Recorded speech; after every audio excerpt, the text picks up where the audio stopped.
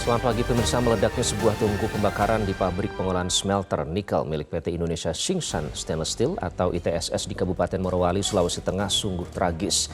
Selain menewaskan 16 pekerja dan melukai 46 orang lainnya, peristiwa ini bukanlah kali pertama terjadi. Ironis, proyek kebanggaan itu seperti digarap dengan serampangan. Para pekerja semestinya mendapatkan perlindungan yang memadai untuk sebuah proyek yang membanggakan, yakni hilirisasi. Inilah editorial Media Indonesia edisi Selasa 26 Desember 2023 dengan tema Usut Tuntas Tragedi Morowali. Bersama saya Iqbal Himawan. Anda juga bisa berpartisipasi dan berinteraksi melalui telepon interaktif di nomor 021 583 99 100. Dan pagi ini sudah hadir bersama saya Ketua dan Redaksi Media Group Elman Saragi. Bang Elman, selamat pagi. Pagi. Selamat Natal Bang Elman. Terima kasih banyak. Ada pesan mungkin buat pemirsa yang saat ini sedang bersiap-siap untuk libur bersama keluarga merayakan Natal? Ya, yang penting Natal itu tidak perlu kemewahan lah. Natal cukup dengan kesederhanaan. Itu pesannya ya, cukup dengan kesederhanaan. Kesederhanaan. Nah, tapi bagaimana kesederhanaan itu bisa diwujudkan pada saat momentumnya di jelang pemilu? Ini yang menjadi headline dalam Harian Media Indonesia kali ini. Ini terkait dengan Natal bawa damai jelang pemilu, Bang Elman. Banyak yang bisa dimaknai dengan gejolak yang terjadi belakangan ini ya. Nah, tapi yang paling dekat adalah pemilu. Bagaimana kita memaknai damai Natal ini kita bawa ke dalam semangat pemilu yang akan segera berlangsung? Ya, sebetulnya kan kalau Natal itu kan tidak hanya soal pemilu ya. Jadi Natal itu memang harus dimaknai membawa kedamaian dalam seluruh kehidupan kita gitu. Kapan saja. Jadi tidak usah menjelang pemilu, tidak usah menjelang tahun baru, tidak usah menjelang misalnya liburan. Natal itu ya memang maknanya ya kedamaian untuk semua kita. Maka itu karena ini juga kita senggol mengenai pemilu, maka dalam pemilu yang akan datang juga terserah apapun pilihan kita boleh. Tapi jangan pilihan itu membuat kita jadi bertikai satu sama lain. Biarlah pilihan itu kita eksekusi di bilik suara aja. Tapi di luar bilik suara kita tetap damai dengan siapa saja. Jadi tidak ada lawan politik sebetulnya dalam kehidupan ini. Pilihan boleh beda. Nah, itu yang sebetulnya yang ingin dimaknai dengan rangkaian Natal. Jadi damai. Boleh berbeda. Boleh berbeda. Meskipun kalau di media sosial tuh banyak tuh yang panas. Ya, sebetulnya juga di media sosial tidak perlu panas kan. Tidak perlu ya. Makanya sebetulnya damai di luar, damai juga di bilik suara gitu kan. Jadi ketika di bilik suara juga kita tidak perlu dengan amarah. Ya memang pilihan itu tidak boleh dibawa dengan kemarahan. Harus dibawa dengan kesadaran. Kita ingin memang kita milih ini karena kita ingin orang ini yang akan membawa kemaslahatan buat kita. Itu aja pilihannya. Ya, orang menganggap yang membawa kemaslahatan kepada dia ya pilihannya yang ini kita yang ini yang ono gitu, terserah. Jadi damai ini termasuk bisa menggunakan hak suara tanpa ancaman atau intimidasi ya. Nggak boleh. Itulah menggunakan hak suara secara damai ya. Itu permusuhan namanya itu. Jadi kalau ada orang yang menggunakan pemilu ini juga untuk mengancam itu permusuhan. Jadi cuman bukan bagi pengguna hak suara tapi juga para elit semua. Para elit juga permusuhan. Kalau permusuhan itu kayak di Gaza itu. Jalur gajah itu. Emangnya kita jalur gajah kan kita. Iya. Baik, semoga itu benar-benar dimaknai dan pemilu berjalan damai. Kemudian tadi sudah disinggung sedikit, ini banyak masyarakat yang sudah mulai pergi ke entah itu ke kampung halaman atau berlibur, Bang Elman. Ini puncak arus balik ini diperkirakan 1 sampai 2 Januari. Nah, apa yang harus diperhatikan oleh pemerintah untuk memastikan bahwa semua berjalan lancar? Ya, kalau saya sih berpendapat ya memang ketika mudik ini kan perginya kan tidak bersamaan kan, sehingga memang tidak terasa ada hambatan yang serius ya. Ada padat, tapi tidak sampai macet total kan. Tapi kalau arus balik ini yang berbahaya kan, karena orang akan pulang antara tanggal 1 sampai tanggal 2 Januari bersamaan. Nah, disinilah kita harapkan para masyarakat yang mudik bersabar. Kalau memang jangan memaksakan juga pada tanggal 1 sampai tanggal 2 itu. Ya kan, kalau bisa ya ada yang tanggal 3, ada yang apa kan gitu kan. Mungkin yang bekerja duluan, keluarga mungkin belakangan menyusul gitu ya. Oke. Mau tidak mau. Jadi manajemen waktu ya Bang Elman? Manajemen waktu dan ya manajemen keluarga juga. Jadi jangan memaksakan semua tanggal 1, tanggal 2. Jadi mungkin yang bagi PNS atau bagi pekerja ya memang harus tanggal 1, tanggal 2 dia pulang. Tapi keluarga mungkin boleh pulang tanggal beberapa 5 hari setelahnya sampai tanggal gitu 10. Itu akan membantu. Karena jangan sampai kebahagiaan di kampung halaman ini berakhir dengan stres karena nggak macet mau. di jalan ya. Pergi dengan riang gembira, balik juga harus riang gembira. Kayaknya punya pengalaman nih Bang Elman terjebak macet ya. Oke, kemudian yang ketiga ini terkait dengan banjir TKA tidak sebanding dengan nilai investasi. Nah, TKA itu kan memang sebenarnya memang dibutuhkan Bang, terutama dalam transfer teknologi dan keahlian begitu ya. Tapi kenapa jangan sampai ini mengalahkan value atau nilai dari investasi itu sendiri di negeri ini? Ya, sebetulnya ini kan tenaga kerja asing ini kan yang disoroti terutama dari Tiongkok kan. Jadi banyak suara-suara miring lah. Sepertinya ada kesan, persisnya saya tidak tahu. Tapi yang terkesan yang saya baca, yang saya dengar, TKA dari Tiongkok ini kan dianggap berlebihan. Kalau saya baca di berita ini kan sampai 48%. Betul. Tenaga kerja asing yang ada di Indonesia Dari berasal China ya? Dari China kan gitu, dari Tiongkok. Nah, ini harus dicoba, pemerintah juga harus dengar ini. Karena jumlah pengangguran kita juga sekitar antara 7 sampai 8 juta kan. Itu yang kelihatan kan.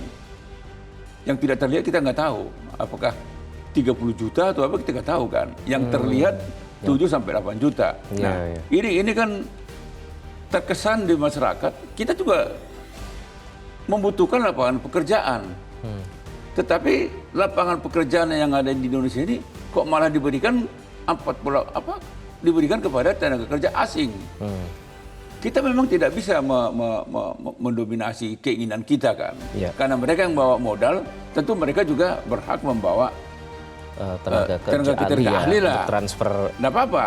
Tetapi maksud saya, pernyataan-pernyataan, pendapat-pendapat, suara-suara yang miring tentang ini juga pemerintah harus dengar. Bagaimana mengatasinya ya pemerintah yang tahu.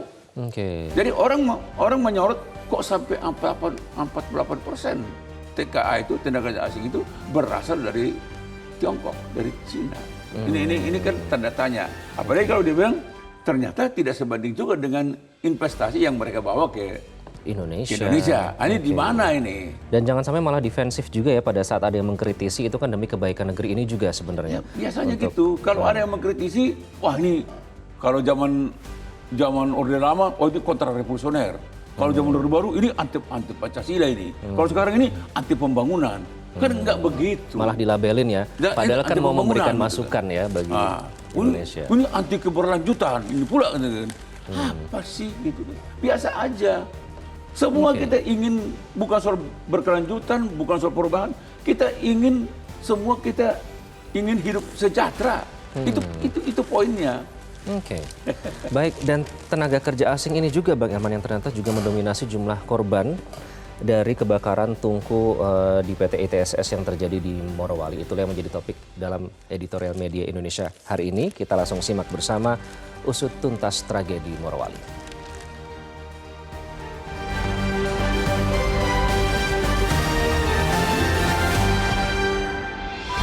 Usut tuntas tragedi Morowali.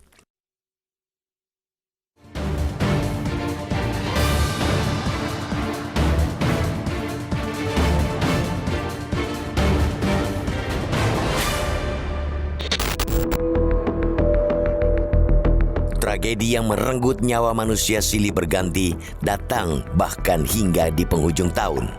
Hilangnya jiwa seolah menegaskan bahwa nyawa manusia masih dianggap murah di negeri ini.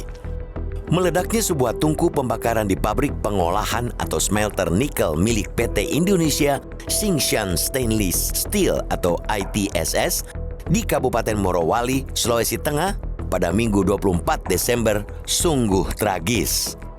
Selain menewaskan 13 pekerja dan melukai 43 orang lainnya, peristiwa ini bukanlah kali pertama terjadi di kawasan PT Indonesia Morowali Industrial Park atau IMIP.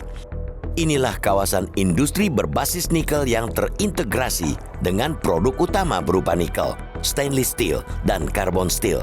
Kawasan inilah yang selalu menjadi kebanggaan pemerintah, sekaligus kebanggaan calon pemimpin yang berkampanye melanjutkan legasi pemerintah. Tapi ironis, proyek kebanggaan itu seperti digarap dengan serampangan. Buktinya, belasan nyawa melayang, puluhan lainnya jadi korban ketika orang-orang itu mestinya mendapatkan perlindungan yang memadai untuk sebuah proyek yang membanggakan, yakni hilirisasi. Berdasarkan catatan Wahana Lingkungan Hidup atau WALHI Sulawesi Tengah, kasus serupa sebelumnya pernah terjadi di kawasan ini pada 22 Desember 2022 yang merenggut nyawa 2 pekerja PT Gunbuster Nisik Industry. Kemudian pada 27 April 2023, 2 pekerja juga meregang nyawa akibat kecelakaan kerja di PT Indonesia Guangqing Nickel and Stainless Industry masih di kawasan yang sama. Peristiwa yang berulang kali terjadi ini tentu mengundang pertanyaan mendasar. Bagaimana sebenarnya prosedur K3, kesehatan dan keselamatan kerja di kawasan industri yang notabene merupakan salah satu bagian dari proyek strategis nasional itu?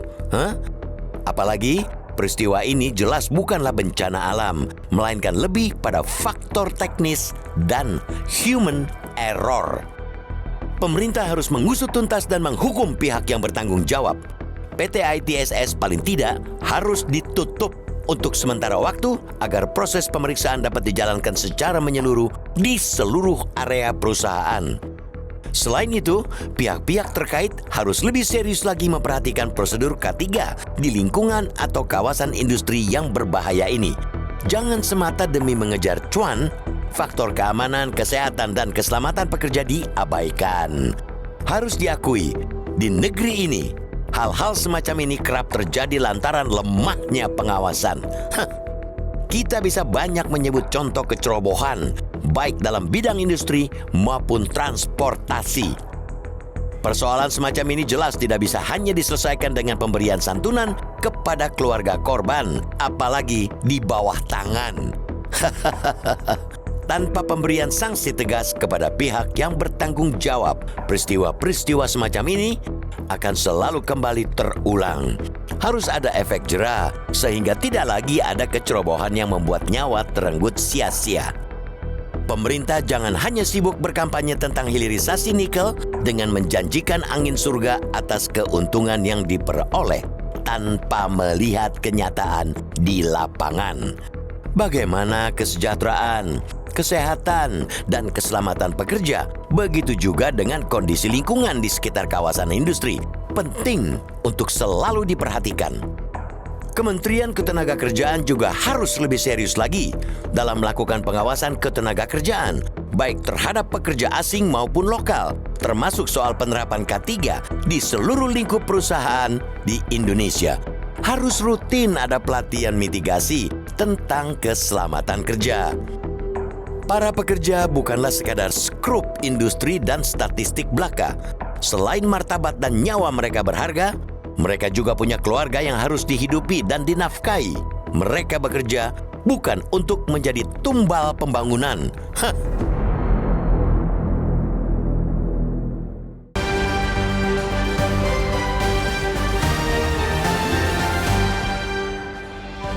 Usut tuntas tragedi Morowali itu yang menjadi topik dalam editorial media Indonesia kali ini. Bang Elman, ini sering disebut bahwa ini adalah proyek kebanggaan dari pemerintah. Tapi ya kita sepertinya tidak bisa berbangga ya dengan sistem mitigasi dari keselamatan kerja para karyawan. Ya pastilah kita menghargai ya setiap investasi besar ya. Apalagi ini soal hilirisasi nikel ya. Iya. Ya ini kan digembor-gemborkan kan.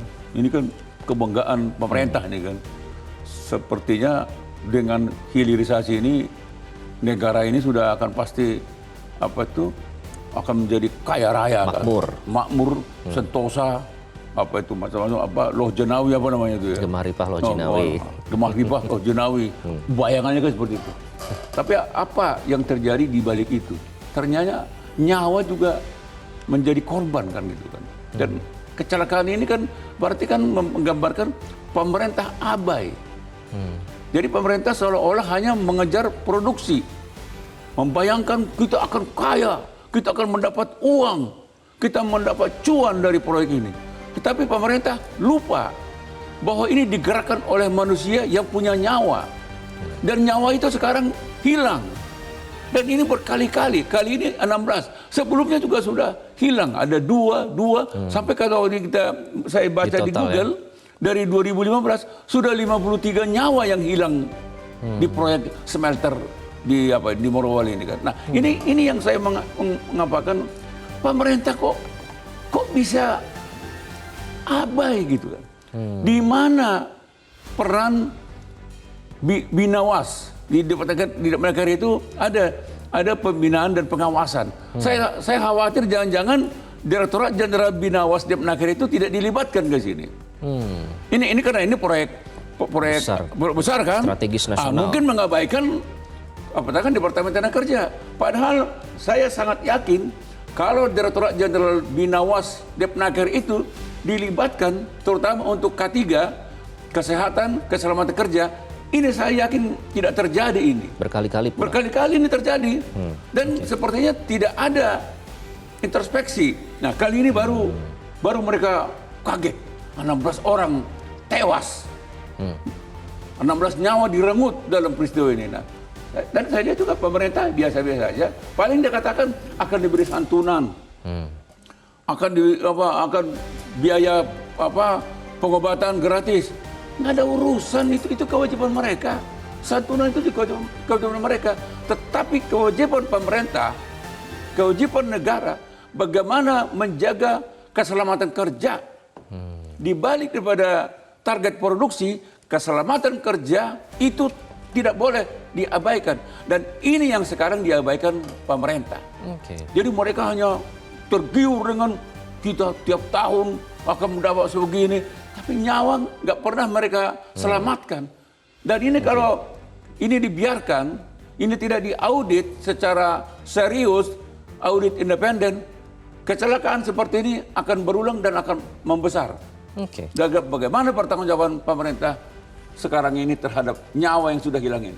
Yang terpenting adalah memastikan supaya ini tidak terjadi lagi ya, karena sudah berkali-kali dan kata-kata bahwa nyawa manusia seolah masih dianggap murah di negeri ini jadi terasa relevan dalam tragedi kali ini. Nanti kita akan bahas lebih lanjut, kami juga undang Anda pemirsa untuk berpartisipasi dalam topik usut tuntas tragedi Morowali ini. Namun kami harus jeda terlebih dahulu, tetaplah bersama kami di Editorial Media Indonesia.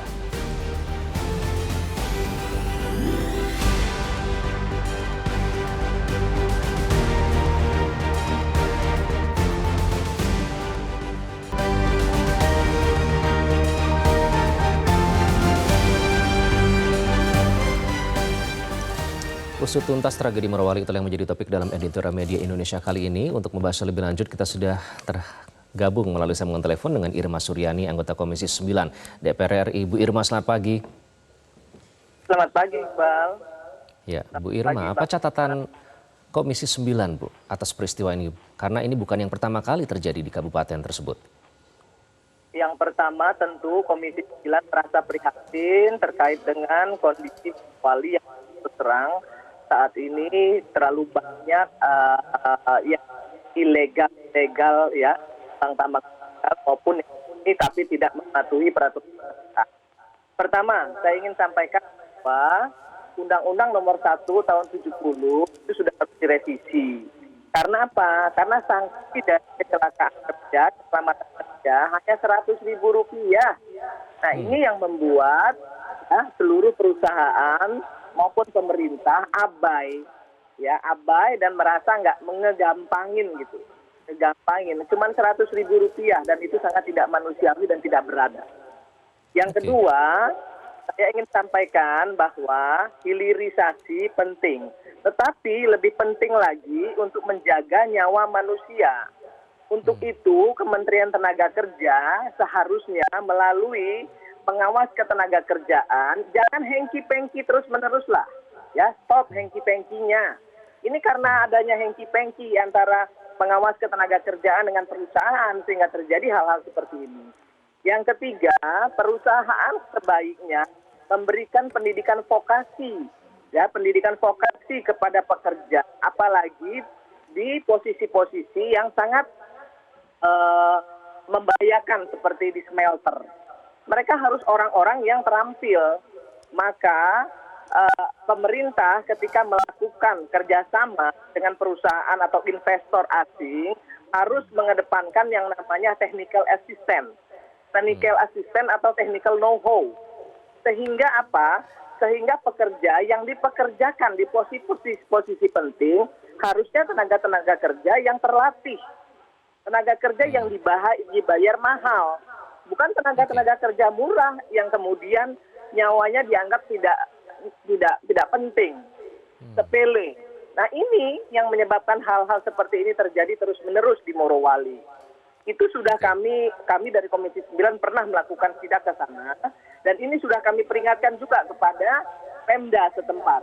Kapan itu Bu sidak terakhir ke sana Bu Irma? Waktu saya masih 2014-2019 ya. Saat itu sudah ditemukan kelalaian ya? Ya, sudah kami sampaikan juga kepada pemerintah daerah gitu. Pemerintah daerah juga punya andil terhadap kelalaian yang terjadi di perusahaan-perusahaan di Morowali. Karena mereka sama sekali tidak melakukan kontrol.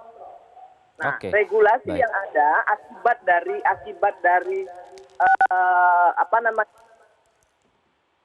regulasi yang ada di pemerintah daerah ya, itu yang menyebabkan juga pemerintah pusat kadang-kadang harus berhadapan dengan pemerintah daerah untuk menerapkan kontrol-kontrol yang seharusnya bisa dilakukan oleh Menteri Tenaga Kerja.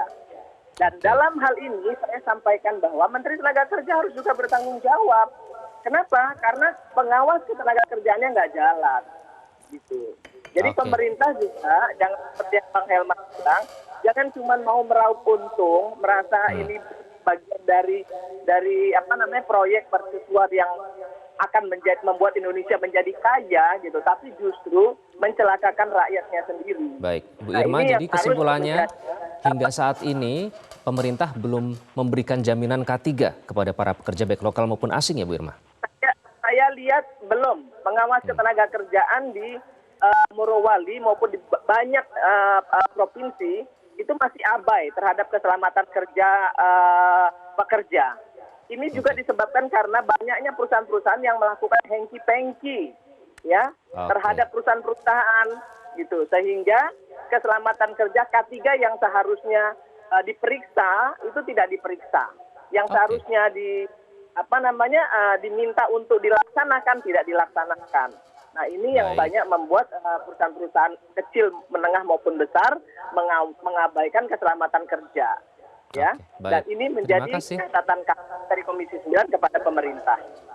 Baik, terima kasih Bu Irma Suryani, anggota Komisi 9 DPR RI. Ya, Bang Elman ternyata sudah ke sana dan sudah diperingatkan, tapi tetap terjadi. Dan tadi yang menarik yang pertama, menurut undang-undang ini ternyata seharusnya direvisi karena sanksinya itu hanya Rp100.000. Bagaimana perusahaan bisa jera dengan itu? Ya, coba bayangin aja. Artinya kan pemerintah kan tidak menghargai tenaga kerja kita kan. Itu yang kita sesalkan sebetulnya.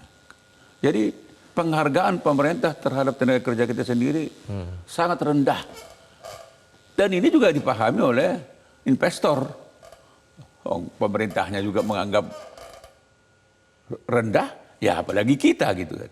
Sebetulnya kan nggak boleh.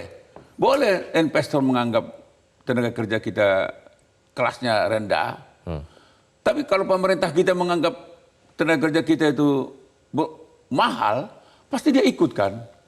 Tapi karena kita 100.000 kan, ya? 100.000. Berarti kan memang ini, padahal dia bekerja di tungku yang resikonya sangat tinggi. Risikonya tinggi. Jadi saya setuju dengan Ibu Irma tadi. Itu undang-undang tahun 1970, Bang Elman. Artinya seharusnya sudah tidak relevan ya. Ya makanya saya bilang kan. Jadi sebetulnya pekerja-pekerja di tungku pembakaran ini harus terampil, harus terlatih. Dan memang bayarannya harus mahal karena berisiko tinggi. Dan memang di situ saya katakan tadi itu kan, pengawasan. Pengawasan itu mestinya harus dilakukan dari Depnaker, dari eksternal. Jadi tidak boleh mengandalkan pengawasan internal, harus dari Depnaker. Jadi di Depnaker itu kan ada Binawas, pembinaan dan pengawasan. Mereka ini yang harus tetap mengawasi proyek-proyek besar seperti ini. Jadi ada pengawasan eksternal untuk melihat secara detail. Ini sistem kerjanya aman nggak buat orang? Kalau terjadi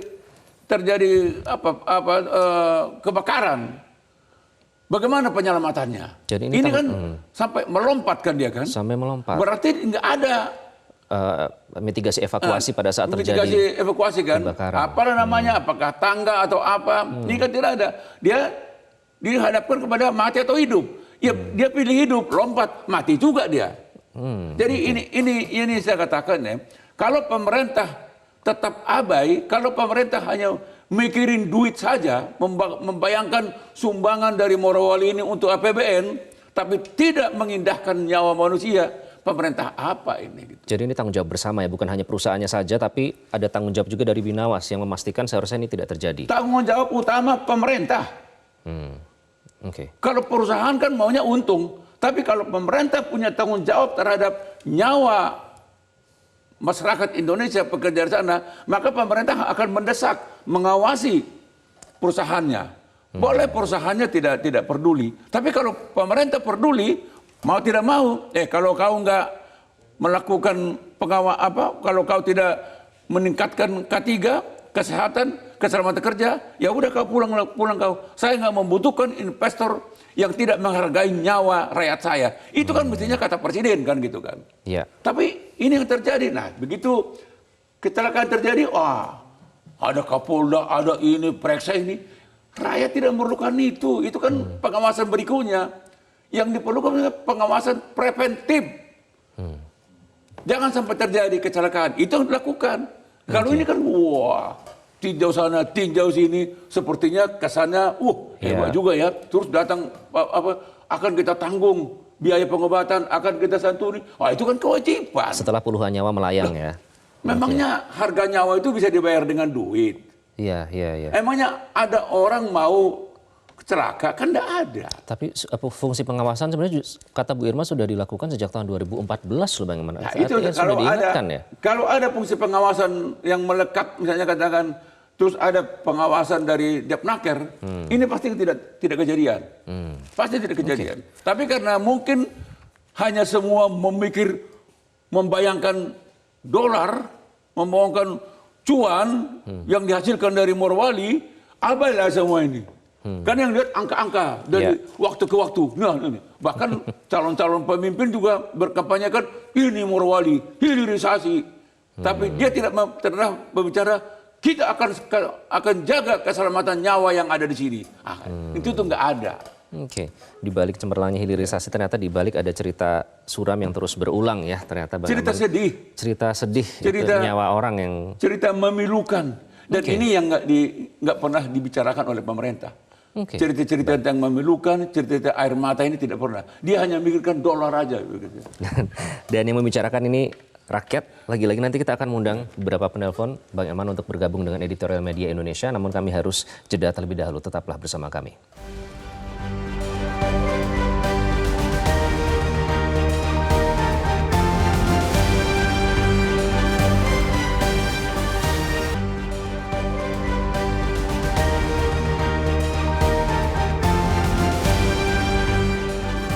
Indonesia mengajak Anda untuk mengakses fitur premium e-paper. Dengan sajian konten berbasis intelektual dan meneguhkan kebangsaan, Media Indonesia tampil dengan lebih dinamis melalui e-paper Media Indonesia yang dapat Anda akses kapan saja, di mana saja. Caranya mudah, download aplikasi Media Indonesia di Android atau ketik link epaper.mediaindonesia.com atau bisa scan QR Code pada layar kaca Anda. Klik tab e-paper di bagian samping layar tablet Anda, daftarkan data diri, serta pilih paket berlangganan e-paper Media Indonesia sesuai dengan kebutuhan Anda. Nikmati juga bonus spesial tambahan 4 halaman rubrik fokus setiap hari. Semua bisa Anda dapatkan hanya di e-paper Media Indonesia. Untuk informasi lebih lanjut, hubungi customer service di nomor 0811 1201 2018 atau kunjungi media sosial @mediaindonesia. Media Indonesia, referensi bangsa. Anda kembali di Editorial Media Indonesia. Pemirsa, usut tuntas tragedi Morowali itu yang menjadi topik dalam editorial hari ini. Kita akan mengundang penelpon untuk bergabung dan memberikan opininya. Yang pertama ada Pak John Veto di Batam. Pak John Veto, selamat pagi. Silakan Pak John. Selamat pagi Mas Iqbal, selamat pagi Bang Ya. Elman Seragi ya. Pertama saya mengucapkan Natal kepada yang yang merayakan Natal pada khusus untuk kru Metro TV ya. Ya, silakan Pak John. Jadi gini, usut tuntas tragedi Morowali ya. Jadi kita dikejutkan oleh tragedi yang sangat tragis ya di tambang ada di smelternya nikel di Morowali yang meninggal korban begitu banyak 16 dan lagi ada 46 yang luka-luka. Jadi ini apa kata Uni Erma tadi ya, Uni Erma Ceniago tadi, memang pemerintah kita tuh abai ya, padahal komisi dia tuh udah turun ke sana, udah mengingatkan nyatanya nggak korban. Mungkin pemerintah kita ini mungkin nyawa orang kita tuh murah aja, ya. Padahal mau nyawa orang asing, tenaga kerja asing, Indonesia itu nyawa itu sangat berharga. Satu orang aja korban itu sangat tidak bisa diukur dengan apa. Jadi ini betul, apalagi kata Bung Elman tadi, ya, yang dari pemerintahan tidak ada binawas itu, ya, pengawasan dari Kementerian Tenaga Kerja. Jadi memang betul kita ini irilisasi yang diganjur irilisasi yang akan mengangkat perekonomian Indonesia. Tapi nyatanya di kabupaten itu sendiri tingkat kemiskinannya meningkat, stuntingnya pun ada di situ. Oke. Jadi ini apa yang dilakukan? Di ujung tahun jatuh lagi korban. Contohnya udah puluhan, udah banyak yang korban di situ. Jadi ini sangat-sangat menyedihkan. Di akhir tahun aturannya dia berkumpul sama keluarganya, di tahun baru akhirnya dia menanggung nyawa. Satu nyawa tidak ada nilainya, tidak bisa dinilai dengan apapun. Dengan santunan tidak bisa dinilai. Ya, terima kasih Pak John Veto. Kemudian kita ke Pak Tasrik Usman di Banjarmasin, Kalimantan Selatan. Pak Tasrik, selamat pagi. Menurut Anda siapa yang harus paling bertanggung jawab dalam tragedi kali ini? Ya, terima kasih Mas Iqbal, Bang Herman, selamat pagi. Bang Herman, kejadian hal seperti ini dalam hitungan saya sudah ketiga kali Bang Herman. Artinya ini harus diusut tuntas dan yang paling bertanggung jawab menurut saya adalah pemerintah kita. Karena apa? Karena kelihatannya yang didengung-dengungkan selama ini hilirisasi itu hanya dijadikan menjadi tebar pesona. Kenapa? Karena katanya hilirisasi itu tujuannya untuk tidak ada ekspor bahan mentah ke luar negeri. Buktinya KPK menemukan ada 5 juta ton yang sudah sempat diekspor secara ilegal. Jadi antara kata dan perbuatan tidak sama, Bang Elman. Yang kedua, tujuan hilirisasi itu adalah daerah ini kan daerah kaya. Kok sekarang data BPS ada 13% yang miskin? Ini ada apa ini? Di mana salah pengelolaannya negara ini? Kemudian yang berikutnya, mestinya pemerintah itu ketika mengadakan MOU dengan katakan investor asing, silakan dia berinvestasi, silakan dia masukin tenaga-tenaga ahli, tetapi jangan dong tenaga-tenaga kasar, karena warga negara kita banyak yang nganggur. Oke. Nah sekarang akhirnya pasal 33 ayat 3 itu sudah berubah. Tanah, bumi, air kekayaan yang ada di dalamnya dikuasai oleh negara untuk kepentingan rakyat, itu malah jadi kepentingan asing. Nah, jadi tolong pemerintah mengelola negara ini supaya profesional ya, jangan amatiran begitu. Terima kasih. Oke. Terima kasih Pak Tasrik. Kita ke Ibu Lia di Makassar, Sulawesi Selatan. Bu Lia, selamat pagi. Silakan Bu Lia. Assalamualaikum. Waalaikumsalam warahmatullahi wabarakatuh. Ya, pertama-tama turut berduka atas korban yang jatuh. Mudah-mudahan ini pembelajaran bagi bangsa kita bahwa keamanan pekerja itu sangat penting sekali. Kemudian kita bercermin ke Freeport ya, di mana masyarakat di sekitarnya itu ya seperti tikus mati di lumbung padi, ya. Karena apa, pekerjaannya itu kan kebanyakan dari luar ya. Dan yang pekerja proyek kasar itu pribumi. Ya ini alasannya karena katanya ini mereka itu kan ahli ini dan sebagainya, itu alasan utamanya ya. Jadi jangan sampai para petinggi kita itu hanya ketika bagi hasil mereka muncul. Ketika ada masalah musibah mereka pada hilang, saling menyalahkan dan sebagainya.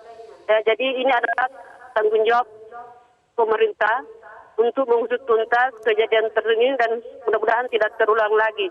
Dan jangan sampai bangsa kita atau rakyat kita itu akan menjadi korban terus dengan kepentingan orang luar. Nah, inilah salah satu kelemahan daripada bangsa kita. Lebih menghormati orang luar, lebih menghargai daripada bangsa kita sendiri. Yang sebenarnya banyak ya tenaga kerja kita yang ahli. Cuma begitu saja ya, diabaikan. Ya, atau dianggap keren atau dianggap rendah. Jadi siapa yang mengangkat diri kita kalau bukan bangsa kita sendiri? Oke. Sudah kami tangkap poinnya Bu Lia, terima kasih bergabung dari Makassar, Sulawesi Selatan. Bang Elman, concern ini banyak tadi masih relevan dengan headline yang sempat kita bahas terkait dengan tenaga kerja asing, jangan sampai malah justru mengurangi porsi tenaga kerja Indonesia. Karena orang Indonesia juga bagus-bagus secara kualifikasi. Bagaimana Anda melihat itu Bang dalam kasus ini? Iya, kalau itu udah pastilah. Tadi di awal kan kita sudah soroti. Emangnya tenaga kerja kita tidak terampil apa?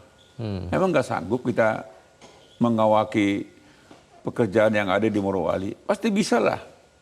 Tapi lagi-lagi yang kita katakan, bagaimana penghargaan pemerintah kita terhadap tenaga kerja kita, kan itu persoalannya.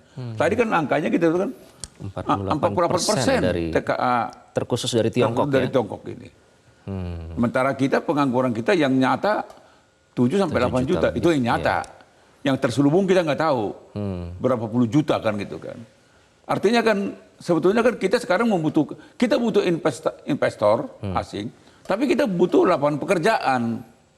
Jangan investor asing itu malah menutup lapangan pekerjaan kita. Dan ini sebenarnya sudah bisa diatur sejak penandatanganan MOU tadi katanya, sejak dari awal ya, kalau ada kemauan. Tapi kan nilai tawar kita kan selalu, saya nggak tahu apa benar nilai tawar kita di bawah atau apa gitu kan. Apa apa mereka tidak tertarik dengan nikel kita? Saya nggak yakin tidak tertarik. Apapun kita berikan syaratnya, pasti mereka tertarik kok. Karena nikel dibutuhkan.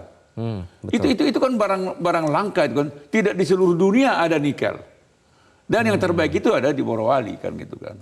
Nah, itu pertama. Yang kedua, khusus mengenai peristiwa kebakaran di smelter Morowali ini kan. Sebetulnya yang lebih penting sekarang pemerintah harus bertanggung jawab. Tapi pejabat mana yang sebetulnya yang harus bertanggung jawab? Ada nggak? Yang selama ini menggembor-gembor kan hampir beberapa menteri itu kan bergembor-gembor smelter. Wah, hilirisasi. Wah, itu hampir setiap hari kita baca, kita tahu siapa yang ngomongin tiap hari ini. Istilah Pak Tasrik tebar pesona itu selalu di itu ya. Pejabat mana, menteri mana yang selalu bicara tentang hilirisasi ini. Wah, kayak dia aja yang paling. Tapi begitu ada nyawa hilang di Morowali, berani nggak dia ngomong? Berani nggak dia tanggung jawab? Ini salah saya ini. Ini salah saya tidak betul-betul menekankan arti pentingnya tenaga kerja. Oleh karena itu saya mundur. Saya tanggung jawab karena saya bertanggung jawab tentang kecelakaan ini. Saya memang abai. Saya memang tidak pantas lagi. Saya mundurkan diri. Berani nggak? Yang ada kata Bu Lia malah saling lempar kesalahan. Kalau pada saat terjadi musibah seperti ini. Kalau sudah kejadian begini, pejabat mana yang bertanggung jawab? Jangan ketika bicara tentang hilirisasi untuk mendatangkan investor, semua hebat. Muncul semua. Saya kalau dengar mereka pidato berapi-api, sepertinya, waduh, ini sepertinya orang ini orang yang paling berjasa terhadap Republik ini kan. Kan itu membangun optimisme, Bang Elman. Ya, tapi kan saya setuju. Optimisme itu harus ada. Tapi saya lebih setuju lagi, nyawa tenaga kerja kita juga harus diutamakan. Ini kan tidak. Mereka hanya bergembor-gemborkan tentang produktivitas, produksi. Wah, dia lihat angka-angka. Dulu penghasilan kita dari nikel ini sebelum hilirisasi sebegini. Setelah hilirisasi sebegini. Tapi di balik itu nyawa orang dikorbankan. Berulang-ulang, tidak hanya sekali loh. Dan mereka tidak peduli. Kita berani mengatakan tidak peduli, abai. Kalau mereka peduli, kalau mereka abai, kecelakaan yang kemarin 16 itu tidak perlu terjadi. Tapi karena selama ini mereka abai, tidak peduli, terjadi lagi lah 16 orang yang meninggal ini. Kalau tidak peduli lagi nih, mungkin akan nambah lagi. Gitu. Agak ironis ya Bang Elman, karena kan memang sebelumnya dua orang, jadi mungkin sekarang karena 16 orang dan akhirnya selama ini juga terbuka matanya gitu. Dan selama ini juga Bung Iqbal ya, semua udah teriak. Dari Morowali juga orang teriak, tokoh masyarakat juga teriak. Bahkan Pak Yusuf Kalla juga udah teriak mengenai ini kan. Ya kan, teriak. Iya, Walaupun dia mantan wakil presiden, tapi karena kepedulian dia terhadap tenaga kerja Indonesia, dia teriak. Tapi teriakan itu tampaknya tidak cukup keras dan belum didengar oleh pihak yang bertanggung jawab. Bukan belum dengar, mungkin tidak akan didengar sampai kapanpun. Nanti kita akan bahas lebih lanjut Bang Elman, karena tadi juga menarik soal ternyata warga di sekitar kawasan itu banyak yang masih miskin, tidak menikmati. Itu cukup ironis ya yang kita temukan di lapangan. Nanti kami akan kembali usai jeda. Tetaplah bersama kami. Selamat Editorial Media Indonesia.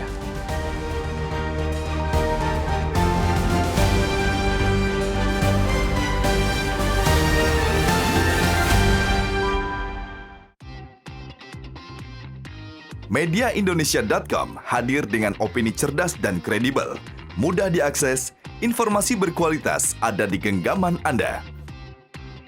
Klik di browser Anda www.mediaindonesia.com dan temukan pandangan berbeda, karena fakta bisa sama, sudut pandang boleh beda.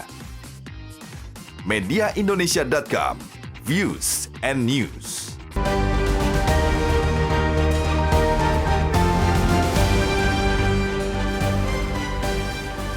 Anda kembali di Selamat Pagi Indonesia. Bang Elman, pemerintah harus memastikan bahwa tidak ada lagi korban nyawa yang nanti berjatuhan di Morowali ya. Tadi yang juga menjadi kritisi dari teman-teman penelpon adalah bagaimana supaya industri yang menjadi kebanggaan ini bisa memakmurkan warga yang berada di sekitarnya. Apakah itu mungkin dilakukan? Ya, pertama yang kita harapkan pemerintah jangan sampai pernah berpikir kita ini lemah terhadap investor asing. Kita ini tetap harus menganggap negara kita ini negara kuat gitu ya. Jadi kita punya jualan yang berharga di dunia ini kan. Jadi jangan pula kita dari awal juga kita menganggap kita ini harus meminta-minta gitu kan. Jangan inferior, jangan ya. Jangan. Karena nikel itu jadi rebutan kan. Nikel jadi rebutan. Dunia manapun pasti butuh nikel. Untuk sementara ini ya, kita nggak tahu 50 tahun, 100 tahun yang akan datang ya. Tapi untuk sekarang ini nikel dibutuhkan seluruh dunia. Nah, karena barang yang kita jual ini barang berharga, ya kita juga harus pandai dong menawarkan barang ini dengan berbagai prasyarat-prasyarat kan. Oke, yuk masuk sini, tapi pertama kau harus menjaga keselamatan tenaga kerja. Kau harus memberikan lapangan pekerja sebanyak-banyaknya buat tenaga kerja saya. Kalau gitu kita boleh masuk kau. Kalau nggak bisa gitu kan. Dari awal ya itu dari sudah awal. dipastikan ya. Jadi pemerintah juga dari awal jangan menganggap tenaga kerja kita ini pelengkap penderita. Dia harus betul-betul subjek. Dia jadi penentu. Jadi jangan sampai kita ini seperti pengemis. Jadi jangan memposisikan tenaga kerja itu tenaga kerja murahan. Ya udahlah daripada kau menganggur sini aja kau, berapapun kau bayar boleh. Nggak begitu. Pemerintah juga memberikan posisi tawar yang tinggi terhadap tenaga kerjanya. Oke. Jadi keselamatan ini syarat-syarat ini penting. Tapi yang tidak kalah pentingnya, Presiden Jokowi sekarang harus menentukan siapa yang paling bertanggung jawab terhadap peristiwa ini. Siapa? Menteri mana? Jangan sampai tidak ada bertanggung jawab. Sesegera apa ini harus dilakukan, Bang? Jangan sampai Presiden Jokowi mungkin pemerintah memikul. Siapa pemerintahnya? Presiden kah? Menteri investasi kah? Menteri koordinator investasi kah? Atau siapa? Ini harus menjadi concern nasional. Harus dong. Kalau enggak, dan sanksi apa yang akan diberikan kepada perusahaan ini? Harus jelas. Bukan Rp100.000 seperti bukan Rp100.000. Wah konyol ini, Bung Iqbal, konyol. Dan ini yang saya katakan. Jadi pemerintah jangan selalu hanya menganggap rakyat ini bodoh. Wah rakyat sudah terpesona dengan kita dengung-dengungkan sekian triliun kelipatannya, sekian puluh triliun, sekian ratus triliun kelipatannya dari sebelum hilirisasi. Nah, tetapi dia abai. Di balik daripada puluhan atau ratusan triliun itu, nyawa pun ternyata buat pemerintah tidak berharga kan gitu kan. Coba, jangankan 16 orang, satu orang nyawa pun tidak boleh lagi hilang di Morowali. Ini tegas kita katakan pagi ini. Jangan sampai ada lagi nyawa hilang di Morowali mulai hari ini. Dan hari ini pemerintah harus tanggung jawab. Siapa? Menteri mana yang harus bertanggung jawab terhadap kejadian ini? Menteri mana? Jangan hanya menteri itu hanya bisa berkor-kor, hilirisasi, begini. Ketika ada kecelakaan, diam dia. Sembunyi dia. Malah yang disuruh Kapolda, yang disuruh Pangdam. Mana menterinya? Kasihan polisi kita kan. Kasihan TNI kita. Masa mereka yang tahu kan teknisnya siapa? Apakah Menteri Tenaga Kerja? Apakah Menteri Investasi? Apakah Menko Investasi? Mana dong? Itu penting. Ini harus dilakukan sesegera mungkin ya. Jangan ditunda-tunda lagi nanti. Pokoknya jatuh yang korban kita tagih sekarang, siapa menteri mana yang bertanggung jawab? Ini harus tegas dari Tidak Presiden. cukup dengan hanya menutup pabrik untuk sementara? Aduh, menutup pabrik itu kan tidak jalan keluar. Itu kan sementara audit kan. Hasil audit ini nanti harus dibuka. Jangan ditutup-tutupin. Ini loh kesalahannya ada di perusahaan, kesalahannya ada di kementerian ini, kesalahannya ada di Pemda ini dan sebagainya. Harus jelas. Kalau saya tidak mau kesalahan itu ditimpakan kepada karyawan atau pekerja itu. Pekerja itu tidak tahu apa-apa itu. Jadi terakhir kita ingatkan, mulai hari ini tidak boleh ada lagi nyawa melayang di Morowali. Kita kawal Bang Elman, nyawa pekerja terlalu berharga untuk sekedar memenuhi hasrat tebar pesona dari hilirisasi itu sendiri. Terima kasih Bang Elman, itu harapan kita bersama, kita kawal bersama sebagai media. Dan pemirsa, para pekerja bukanlah sekedar sekrup industri dan statistik belaka. Selain martabat dan nyawa, mereka berharga. Mereka juga punya keluarga yang harus dihidupi dan dinafkahi. Mereka bekerja bukan untuk menjadi tumbal pembangunan. Maka pemerintah, khususnya Kementerian Ketenagakerjaan, harus lebih serius lagi dalam melakukan pengawasan ketenagakerjaan. Saya Iqbal Himawan, terima kasih telah menyaksikan editorial Media Indonesia.